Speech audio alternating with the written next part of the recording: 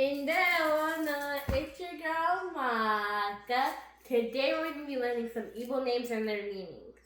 Let's start! Feso Chukwu, worship only God. Ihemu Yoro Chukwu, when I asked of the Lord. Obinze, the heart of the king.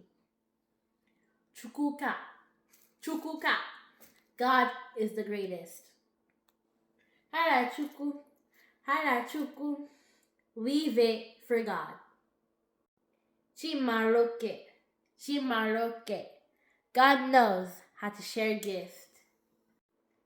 Kanayo Chuku, which means let's keep asking God. Chukwuemeka,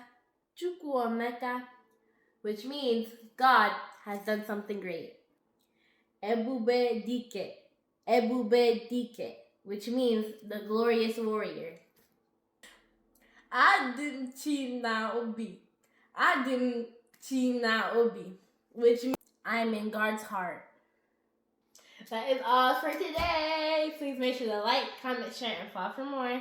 Can't miss, y'all. Stay blessed.